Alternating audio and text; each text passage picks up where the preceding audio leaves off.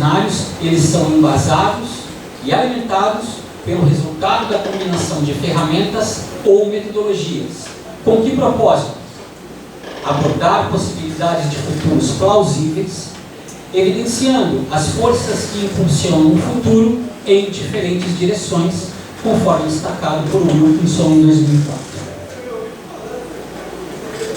E por que formular histórias para a construção de cenários, para a elaboração de cenários e prospecção de futuros? A neurociência nos diz que o cérebro humano tem maior facilidade para reter histórias do que dados. Próximo. As histórias contribuem para que o ouvinte, leitor ou espectador possa ajustá-las às suas referências e experiências de vida. Então, cada um, ao ouvir determinada história, ele consegue agregar valor a essas histórias, associando às suas vivências pessoais. Elas ativam as emoções, contagiam e conectam pessoas, o que contribui para que um grupo de pessoas possa engajar-se em determinados contextos, potencializando a comunicação, possibilitando novos insights, gerando a capacidade de promover significados individuais, coletivos, institucionais ou organizacionais, favorecendo no comprometimento. Volta um, por favor. Favorecendo no comprometimento e no engajamento pessoal e conjunto em processos de mudança. Próximo. E aí sim falamos especificamente do storytelling. O que vem a ser a ferramenta do storytelling? A abordagem storytelling refere-se a uma narrativa na qual o autor, escritor, se vale de sua criatividade para apresentar sua visão acerca de um determinado assunto, seja ele inédito ou não, acrescentando aspectos subjetivos que tornam a história transmitida em uma linguagem simples, contextualizada, em condições de estabelecer conexões entre os interlocutores e com possibilidades de influenciar os leitores, ouvintes e espectadores, conforme destacado por Xavier em 2015, Borges, Góes e Tato em 2011. Próximo. E a abordagem storytelling tem diferentes manifestações. Nós vimos aqui a Gisele destacando a ficção científica e eu destaco o tecnotriller. Tecnotriller que tem como um de seus maiores expoentes um autor chamado Tom Clancy. É o gênero narrativo de ficção que aborda, geralmente, assuntos ligados à ação, trama, espionagem, suspense e guerra, normalmente incluindo detalhes críveis inerentes à ambientação da história, aplicações tecnológicas, técnicas, táticas e procedimentos, conforme destacado por Brown em 2021. Nas manifestações de tecnotriller, segundo a abordagem de storytelling, nós temos diferentes formas de desenvolver conteúdos voltados para a narrativa desse gênero específico. No cinema, os livros de Tom Clancy, aqui nós temos Perigo Real Imediato. No cinema, diferentes filmes, o destacado aqui é o Caçador, filme submarino com o Gerard Butler. Nas histórias em quadrinhos, nós temos a Zona Desmilitarizada, e nos jogos eletrônicos, o exemplo que nós trazemos aqui é a série Call of Duty. Em todas essas três plataformas de mídia, vamos dizer assim, nós temos o gênero tecnotriller sendo explorado pelos seus respectivos atores. Em todos eles, utilizando a definição que foi salientada anteriormente. Então vocês vejam que, independente de ser um texto literário, um roteiro para cinema, um roteiro para quadrinhos, ou um roteiro para um jogo eletrônico, nós temos conteúdos muito ricos voltados para textos que abordam a temática storytelling e que levam o leitor, o espectador, o ouvinte a prospectar, a pensar sobre possibilidades de futuro. Próximo, por favor. A elaboração de cenários. Sobre a elaboração de cenários, é importante salientar que no desenvolvimento de estudos prospectivos, cabe ao autor, cenarista, que se vale da abordagem storytelling, a tarefa de elaborar cenários embasados nos diferentes dados obtidos, criando ambientações plausíveis que levem o leitor, o ouvinte ou o espectador a aceitar como possíveis as premissas de um trabalho de ficção, estimulando a questionar alguns de seus pressupostos. Da mesma forma como Gisele destacou anteriormente, eu queria destacar algo semelhante ao que ela disse na fala quando da apresentação dela. Próximo, por favor. É importante que o texto leve o seu ouvinte, espectador ou leitor a um fenômeno chamado de suspensão de incredulidade ou suspensão de descrença. O que significa isso? Próximo. É a vontade manifestada pelo leitor, ouvinte e espectador de aceitar como verdadeira as premissas de uma obra de ficção. Ou seja, quanto mais fantástica for a obra de ficção, mais difícil o leitor, o ouvinte ou o espectador tem de alcançar esse fenômeno.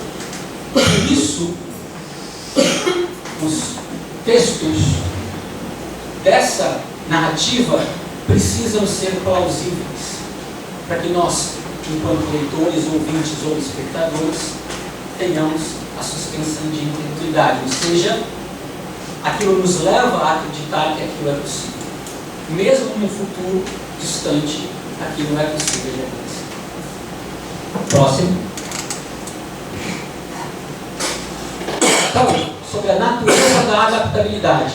A realidade do século XXI evidencia um mundo caracterizado pela volatilidade, incerteza, complexidade e ambiguidade, cuja solução das adversidades presentes e futuras demanda, necessariamente, a devida compreensão acerca da condição difusa do ambiente de atuação contemporâneo. Próximo.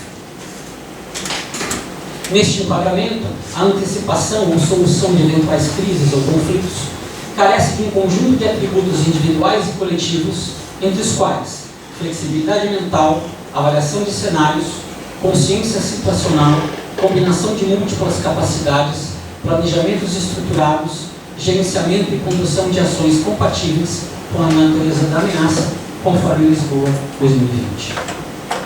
Próximo. O mundo percebido pelo buraco da fechadura. Segundo Nassim Taleb, autor de Cisne Negro, a incapacidade de fazer prospecção em ambientes sujeitos a manifestações de cisne negros, aliada à ausência geral de consciência dessa condição, significa que certos profissionais, apesar de acreditarem ser expertos, na verdade não o são. Com base em seu registro empírico, eles não sabem muito mais sobre a própria área de estudo do que a população geral, mas são muito melhores em impressionar com modelos matemáticos complicados. Próximo. Cisne negros são... Voltam, por favor. Cisne negros são eventos imprevisíveis. Mais um, por favor. É o quadrinho azul embaixo. Cisne negros são eventos imprevisíveis, causadores de grande impacto, sendo capazes de alterar o destino de um indivíduo, sociedade ou geração. O próximo slide aborda as referências para a elaboração desse estudo. Eu agradeço e me coloco à disposição para eventuais perguntas e questionamentos. Muito obrigado.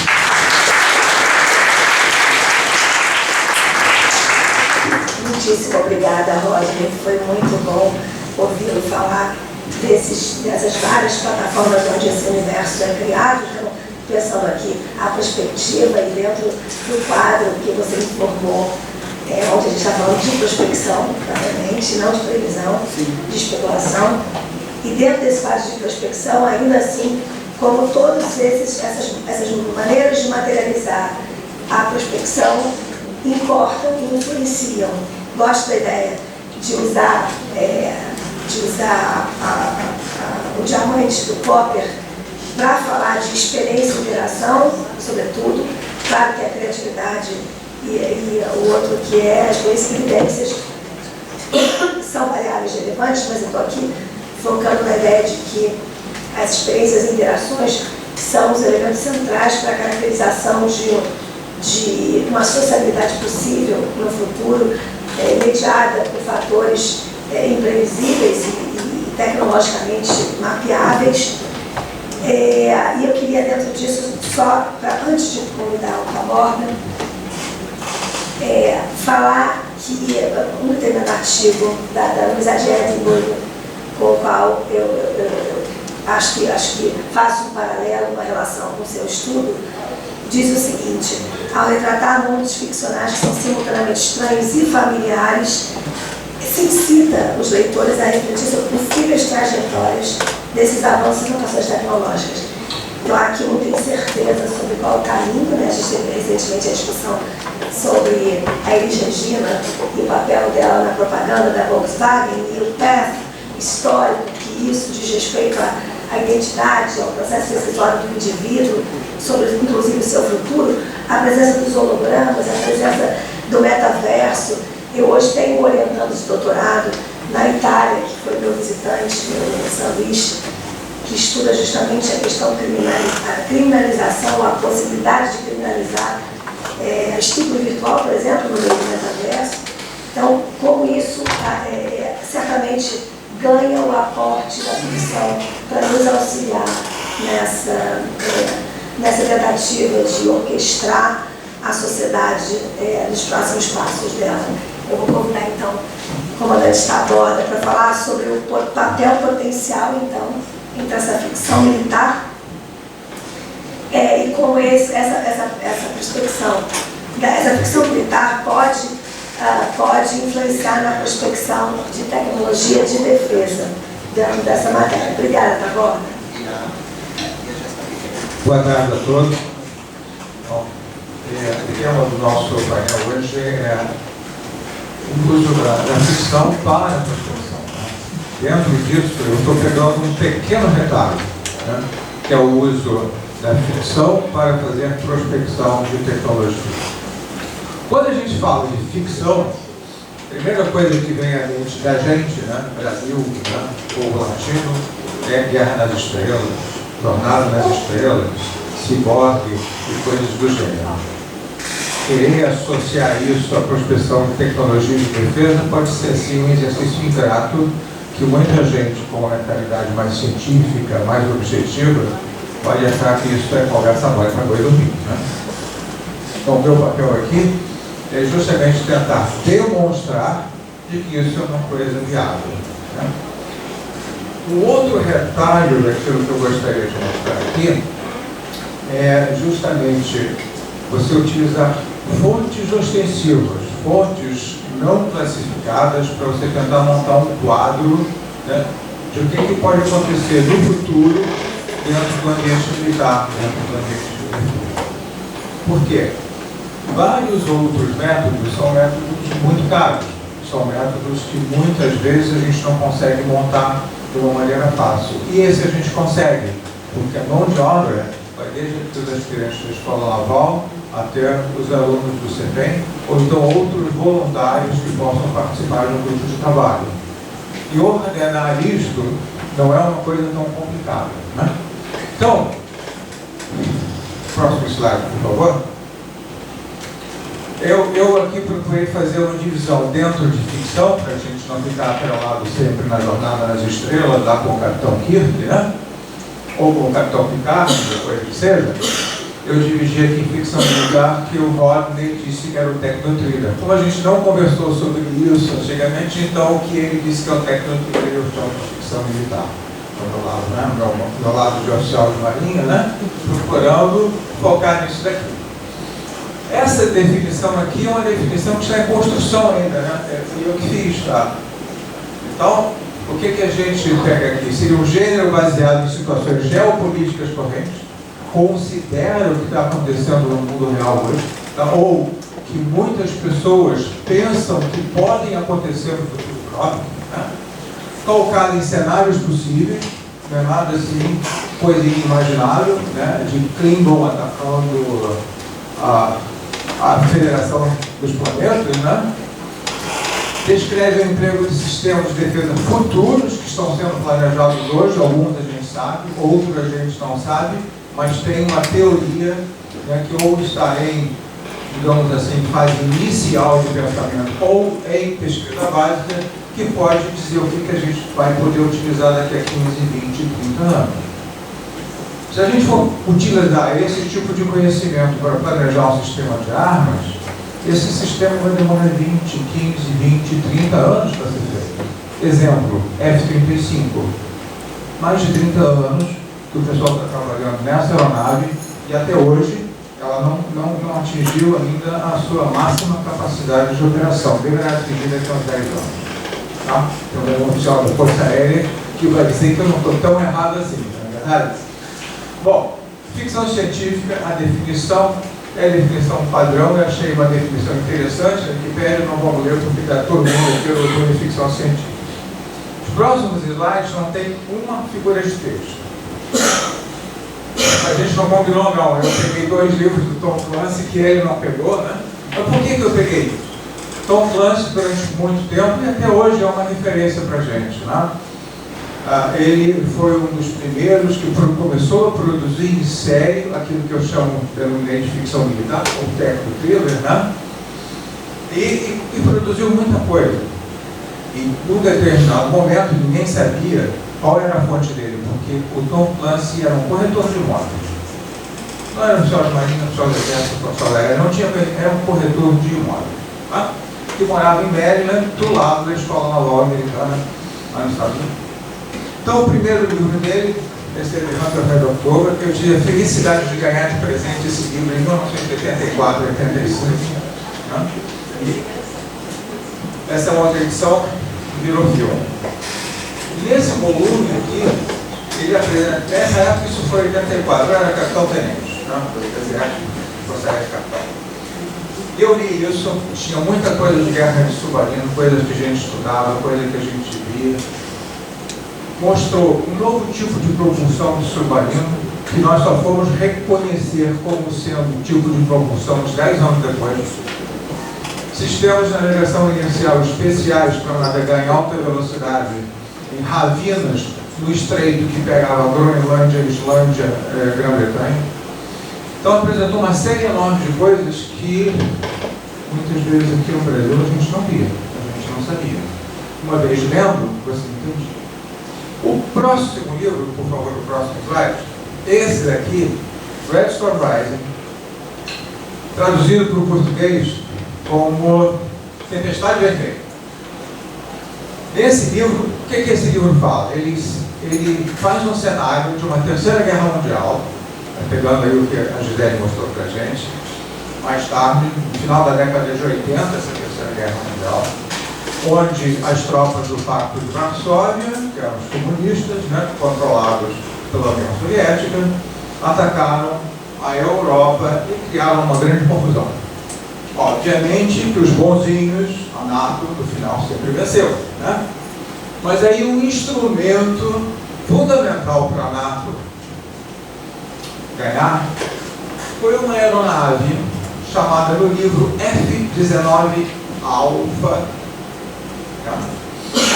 que fazia um apoio, uma aeronave de ataque ao solo, que chegava de noite, bombardeava os russos soviéticos não sabiam de onde vinham, o que fazia, acabava com todas as concentrações de tropa e permitia que as tropas da OTAN entrassem, fizessem entrassem no território conquistado pela União Soviética, pelo Pacto de Varsóvia. E falava várias características dessa aeronave. Na época, Eu tenho um amigo, hoje ele está na reserva com o meu já há muito tempo, né? Ele era... Pode voltar para o anterior, por favor. Ele chegou a servir aqui no Brasil como adjunto do agente de defesa dos Estados Unidos aqui. Eu fiz amizade com ele, na época ele estava servindo no Pentágono, na época de um tio meu, né? Eu mandei uma cartinha para ele: Ed, que raio de avião é esse? Ele olhou e me respondeu: olha, falei com os meus amigos aqui e ninguém sabe disso não. Tá legal. Tá bom. Em 87 fui para os Estados Unidos, fui fazer o meu mestrado na Escola de Pós-Graduação da Marinha Americana, lendo ali um livro, de repente eu leio uma notícia do Defense News que uma aeronave no deserto no estado de Nevada, perto da base aérea de Neves, caiu matando um brigadeiro da Força Aérea. E aparentemente era uma aeronave classificada, uma aeronave. 3 meses depois, o F-117 foi.